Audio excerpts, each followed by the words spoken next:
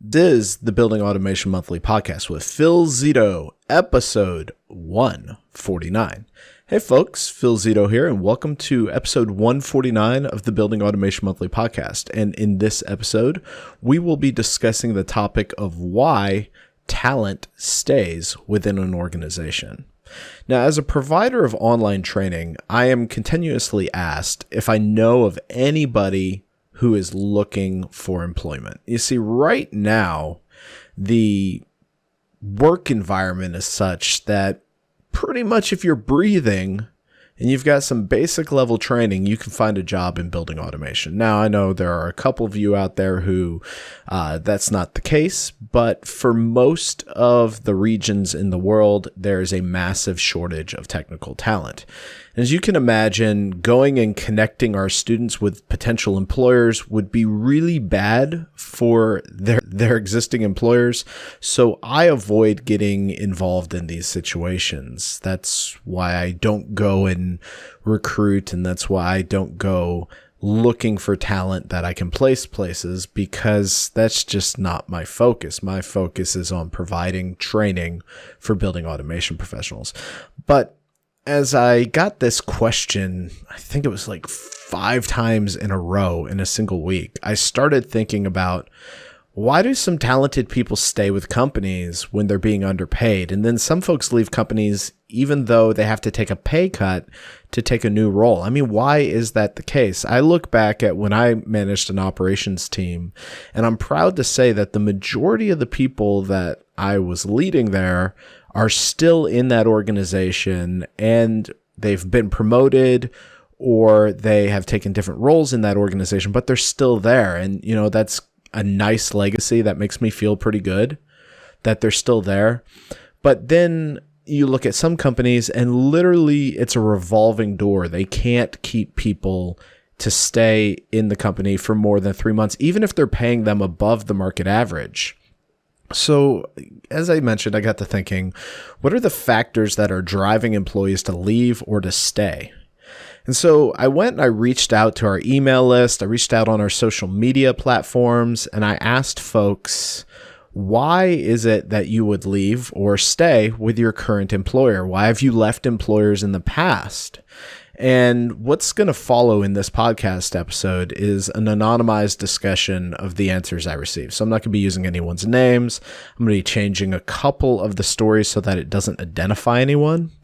But first off, I think we need to look at the 5 most common factors of employment. When you're looking at employing someone, as a former technician, as a manager, what are the 5 most common things that people tend to focus in on?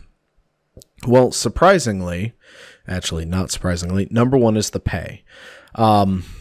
People can tolerate lower than average pay to a certain percentage, but once it gets outside of a certain range, pay becomes a big issue. Now, if you have a major life balance perspective at your business, there's opportunities to grow, opportunities for leadership, and the benefits are great. Some folks will overlook a slightly lower pay. On the flip side, you may have a higher pay, but if you're expecting folks to work salary at 70 hours a week, you may not be able to get people even at that higher level of pay. So pay is an important factor, but not the only one. When you hear these factors, I want you to think of the synergy between the factors, how the factors work together.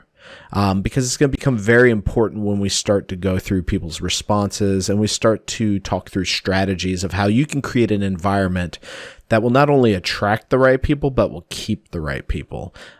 Because right now we're in a really good economic position, at least here in the United States. However, if we look at history, that hasn't always been the case, and quite honestly, it looks like it will eventually correct itself. I mean, how long can we keep building buildings for folks? And how long can we keep going and putting money into the marketplace and expecting it to grow. Eventually, it will stop growing because there won't be a need for it to grow anymore. But enough about economics. So as I mentioned, pay is one factor. Benefits is another factor. So benefits, this is both medical, insurance, educational benefits. As someone who runs a business and is self-employed, I will tell you there is definitely a benefit to working for an employer. There is a benefit around the insurance. I will tell you the insurance that you get when you're self-employed is a lot more limited compared to the insurance you get when you're working for a company, both in who you can see as far as your doctors, the cost that you have to pay out of pocket. It's even spending a lot of money, which I do, on medical insurance, you still get limited benefits from it. So that is something that as you go towards larger and larger organizations or organizations that have selected very good medical or insurance plans, that is a huge benefit, especially for folks with families. Opportunities. This comes in kind of two perspectives. One is, it's one thing to have opportunities. Okay, well, we're going to gradually send you through training. You're going to become a programmer, then maybe a project manager, then maybe leading a division, et cetera, et cetera. But it's one thing to have the opportunities. It's another thing to communicate the opportunities in the path. And this is where I feel a lot of organizations do poorly, is in creating paths for their employees. Often there's a clear managerial path. Often there's a clear sales path. But from a technical perspective, there often isn't a clear path. And if you want to immediately make your business more impactful at keeping your employees and engaging your employees, I would really recommend gamifying your opportunity, meaning that folks have clear targets to hit to move up in levels as far as their technical roles. And this is something that has been proven by science to work in so many different areas. So by going and having clear roles and having clear things that need to be achieved to advance into those roles, that would be a huge win for a lot of organizations. Leadership, obviously, bad leaders are going to make folks not want to work for them. I've been under bad leadership. I've been under good leadership. And there's definitely an effect. I will tell you that much. I will say that saying of people don't leave companies, they leave leaders, that's not exactly true. It's easy to say that, but you can have the best leader in the world, but if that leader can't get you the pay or the benefits or the opportunities you need, you're going to leave regardless, no matter how good that leader is. I've personally experienced that. And then finally, life balance. I don't really necessarily believe in life balance. I think everything comes in phases. But there's some folks who just simply want to work to pay the bills. That way they can go do stuff outside of work, and that's totally fine as long as they are aligned with a company that supports that. So for each of these factors, as I mentioned, there's different levels of measurement that are considered within the normal range. I'm not going to get into that because that's all over the board. There are pay ranges as far as salary goes, as far as benefits go, as far as opportunities. There are ranges around what's acceptable for the area you're in. So for example, in the middle of nowhere, you could expect to get paid less than if you're living in downtown New York. That's just the reality of the economic value in these different areas. But what did I learn when I reached out to the email list? What did I learn when folks reached out to me and they gave me their answers? Well, first off, I learned that as much as pay may motivate some folks, the ability to take leadership roles and to have leadership that listens to you was, I would say it was right around 70% of the emails. And just for perspective, we got hundreds of emails back. About 70% of the emails in some way, shape, or form mentioned being involved in leadership decisions. Now, I want to clarify what that means. It wasn't that folks were looking for leadership as in I want to lead a profit and loss center, or I want to make strategic decisions for the business. Rather, they wanted to be engaged in why things are going the way they are on a project. They wanted to be engaged in the decision of what are we going to choose to do in this project. They didn't want their manager to ride in on a white horse and come in and take responsibility and credit for solving problems and then ride off. That was disturbing to a lot of folks. So when I say leadership, it's more of a servant leadership aspect. So that was the first thing that popped out. The second thing that popped out was opportunities. Now you notice we haven't even talked about pay yet. Pay was actually around 22% of the emails mentioned pay in some way or form. And usually it was tied to opportunities and benefits. It wasn't actually pay itself as much as it was hey, I'm looking for opportunities to advance so I can increase my pay. People weren't expecting to be paid more for the same position.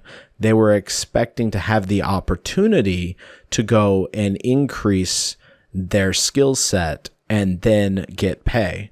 And if I'm honest with myself, this is going to sound totally egotistical, but I like to think that the fact that we've talked so much on the podcast about how you need to think about how you contribute to the bottom line of a business. And I like to think that since we've talked about how your role as a technician or as a programmer, et cetera, is to make jobs more profitable, I like to think that that mentality is starting to rub off on people. And that is why folks were saying, hey, I realize that I can provide more profitability. And if I provide more profitability, I should see some of that come back to me because I'm increasing the success of the business. Maybe that's come from folks hearing that in the podcast. Maybe I'm giving myself too much credit and folks naturally think that anyways. But I did see that. So number one, leadership, right? Having folks who allow people to own the win, having folks who are in leadership positions and they allow folks to go and make sure that they are going and being able to make decisions. They being the technicians, being able to make decisions for themselves. Then opportunities, having not only a clear path as to what they need to do in order to succeed, but also going and having the opportunity to advance. I read that some folks in their emails, and this is going to be very anonymized because these people were very transparent in their emails. First off, I appreciate that transparency. Thank you for trusting me enough to be transparent with me. But there were a lot of emails in the opportunity bucket that talked about how folks were promised opportunities, or folks were told if you just do this, you'll be given that opportunity, and then they weren't given that opportunity. Now, I wasn't in these situations, so I don't know. It's just one person's perspective communicating to me. But I will say that the worst thing you can do in a leadership role is to tell folks that if you do XYZ, then this will happen. You will be given this opportunity. So that is something that you've got to be very careful. And I read that in several emails that folks were told if they do XYZ, they would be given this opportunity, and then they weren't given that opportunity. So it's very important that as a leader, you be aware of if you're going to say something, you need to be able to do it. Now, I know things happen, things change, and sometimes stuff doesn't work out, but that is probably outside of bad leadership and outside of being overworked. That is one of the biggest reasons folks said that they were leaving employers. Okay, so we talked about leadership and we talked about opportunities. Now we're going to talk about the benefits, and then we're going to talk about life balance, and then we're going to finally talk about pay. And then we're going to talk about some strategies that you can implement right now to essentially bolster the loyalty of your employees, to make sure that you are meeting their needs and to find out what needs they have. So as I mentioned, we talked about leadership and opportunities. Now we're talking about benefits. Now benefits come in a couple different areas. You have your basic benefits, which are for families and folks who need medical insurance, dental insurance, eye insurance, etc. You also have benefits outside of that, though. You have continuous education, which this is my own bias, being that I run a training business, but I believe providing training to folks, especially those of us in the younger generation, is an invaluable benefit. Investing in our learning and our ability to grow is extremely valuable. Now, I know that there are several folks who have the school of thought that if I invest in people, they're just going to leave me and they're going to go somewhere else. I'm going to send them to get their Tritium Niagara cert and they're going to leave. I will tell you, based on the emails that I've received and the interpersonal interactions I've had with folks, that is rarely the case. It's actually quite the opposite. When folks have to pay out of their own pocket or simply aren't growing and aren't getting those benefits of education, that they then tend to leave because they will be told, hey, if you come work for us, we'll put you through this training, and after time, you'll be able to work into this role. And they're given a glimpse of a future. If you've studied relationships at all, when a relationship does not have and I'm not talking just marriage, or I'm talking friendship, any business relationship, etc. When a relationship does not have a clear sense of future opportunity, that's when investment in the relationship starts to decrease. Because if I'm doing a business relationship with you, but I don't see how it can be beneficial for both of us, or just for me if I'm being selfish, then why am I going to go and invest my effort in that relationship? Well, it's the same thing with that employer-employee relationship. If the employee doesn't see any benefits, all he sees is that he's going to work 10 more years and he's going to look like that guy in the cubicle who looks tired and worn out. He's going to be making maybe 3% more each year, and he's not going to be getting any training. And it's just, that's where he's going to be for the next 10 years. Then the benefit is not there for that employee, and they will tend to stray to someone who will provide them that benefit. Finally, life balance and pay. So life balance is real simple, just not overworking your people, not sending your people away from their families for 3 to 4 weeks and just when they were expected to be a local technician, just understanding that people have lives outside of work. And finally, pay. Just paying folks within a normal range, plus or minus 3 to 5%. That tends to satisfy most folks. If you've gotten these other 4, if you've gotten leadership, a clear path of opportunities, benefits, and life balance, and you're within a reasonable range of pay, you will tend to have very loyal employees. So as I mentioned, we're going to lay out a step-by-step plan to go and ensure that, one, you understand what your employees' current thoughts are of working for you, and then a plan to put in place to kind of close off anything that may cause employee loyalty to decrease. So the first thing to do is an anonymized survey, and this is quite easy. You can do this through Google Forms, which I'll provide a link to in the podcast. You can do this through SurveyMonkey if you want a more paid option. And what you do is you simply ask folks to rate their level of satisfaction. You do this anonymized, by the way. What is their level of satisfaction? If they rate lower than a 7 as far as satisfied on a 0 to 10 scale, what is causing that rating? What would they like to see happen? Have they ever been told they would get something and haven't received that? That's really important that you understand their perceived agreements, because sometimes they may have perceived that you said you were going to do something, but you didn't realize that they perceived that. Understanding what benefits they find to be most valuable, understanding what benefits they find to be least valuable, understanding what they need to better do their job, and understanding where they see themselves in 1 year, 3 year, and 5 years. If you simply ask those questions in an anonymized survey, you will get a very good snapshot of where your business is as far as employee loyalty. Now, we can always do better on employee loyalty. So how can we do better? The first thing to understand is what are the opportunities for improving employee loyalty. So we've identified our employees, we've identified where they're at as far as satisfaction, we've identified any implied commitments that at least they believe are there, and we've understand where they see themselves and what they need to do their jobs. Now it's up to us to go and implement a plan that engages folks around what they've put in the survey. So first off, you want to communicate the results of the survey transparently. You want to go and engage the group and in a non-punitive manner, bring people together, go through the results of the survey, and talk through the changes that are going to happen because of the survey. Hey, this is what we heard. This is what we're going to do. And then you need to make sure that whatever changes you're going to make, whatever you've agreed to, is something you're going to actually do. Remember, there is nothing worse and more damaging to employee loyalty than making a commitment that you're going to do something and then not actually doing it. That is really, really bad. So you're going to sit down, you're going to review the results with your team.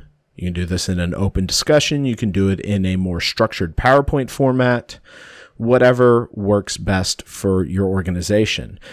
Different people in different areas have different cultures. So in some cases, a very structured PowerPoint will work well. In other cases, an open dialogue will work well. The important point is to make your employees feel heard. And then after you've made your employees feel heard, to go and lay out what is going to change, how you're going to change, and how that will be measured. Then step 3 is to implement those changes. Very simple, right? You implement the changes. Most of these changes you should be able to implement within 6 months. And here's the really important point. Step 4, do the exact same survey 6 months later and compare the results. This is why in the beginning of the survey, you want to have a good mix of quantitative and qualitative questions. Quantitative questions are questions that are measurable in percentages or levels of degrees. So 0 to 10, 0 to 100%. That's quantitative. It is a number. Now, qualitative is a question that is open for interpretation. If I ask you, how do you feel? That is a qualitative question versus what is your satisfaction on a 0 to 10 point scale. Now, you could argue that that's qualitative as well because everyone's interpretation of 0 to 10 could be different, but it at least gives you some form of numeric number that you can compare to previous results. So you have that mix of qualitative and quantitative, and then you compare where you're at 6 months, and then you adjust.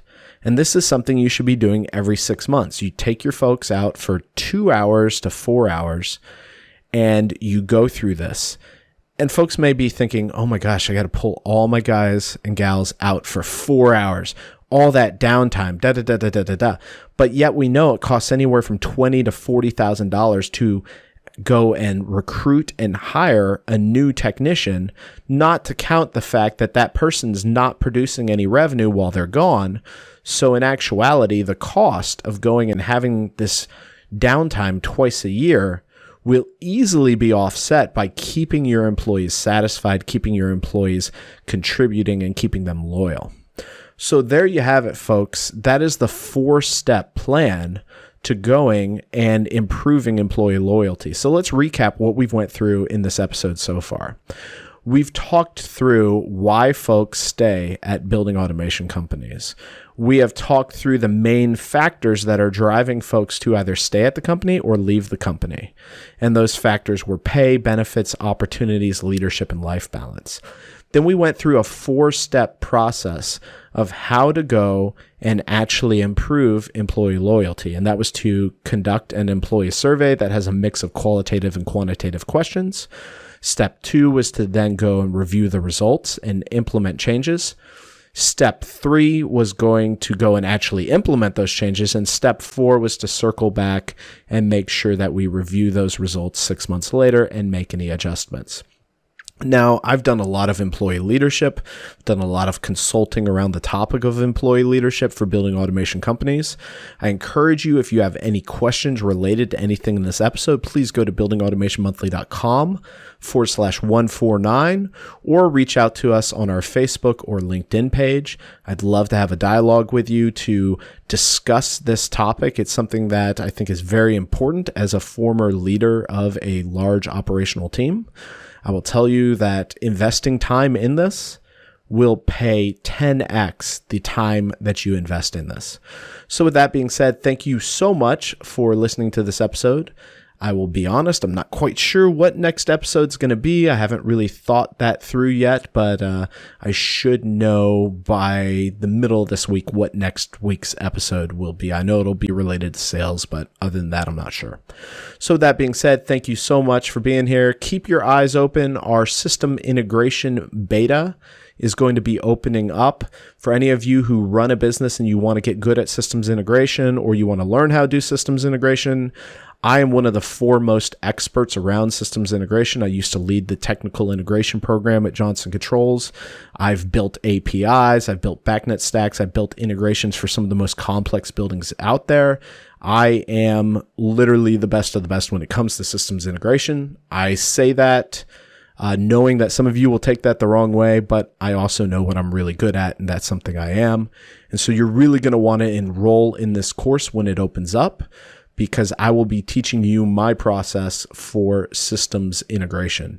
Thanks so much for listening to this podcast. Once again, you can find out all the information discussed in this podcast at buildingautomationmonthly.com/149. Thank you so much, and I'll talk to you all again next week. Take care.